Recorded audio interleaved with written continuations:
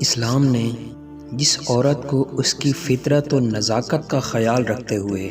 با آواز بلند اذان و اقامت اور آمین بالجہر سے روک دیا ہے، اسی عورت کی آواز کو دین سے بیزار طبقے نے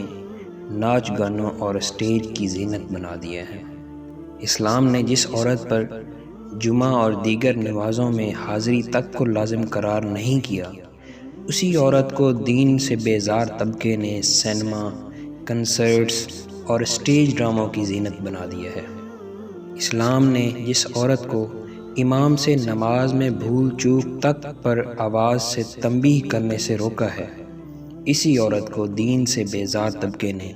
اپنے کاروبار میں رغبت دلانے کی خاطر کال سینٹرز اور استقبالیہ کا لازمی حصہ بنا دیا ہے۔ اسلام نے جس عورت کی حیا و پاک دامنی کا خیال کرتے ہوئے بیت اللہ میں طواف اور سعی کے درمیان دوڑنے تک سے روک دیا ہے، اسی عورت کو دین سے بیزار طبقے نے اولمپک اور میراتھن کا حصہ بنا دیا ہے۔ دین اسلام نے جس عورت پر دین اسلام کی سربلندی کے لیے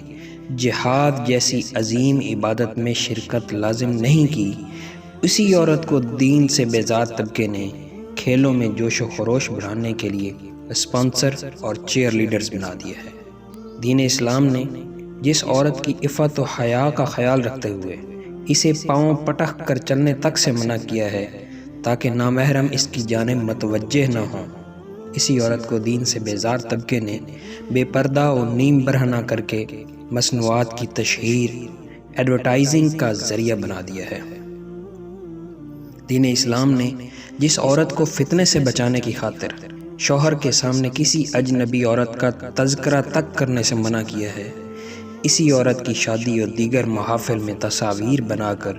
انہیں سوشل میڈیا اور ذرائع ابلاغ میں پھیلا دیا گیا ہے۔ یاد رکھیے، فرمان الہی ہے اور اللہ چاہتا ہے کہ تمہارے ساتھ بھلائی کرے، اور جو لوگ اپنی خواہشات کی پیروی کرتے ہیں وہ چاہتے ہیں کہ تم راہ راست سے بہت دور چلے جاؤ۔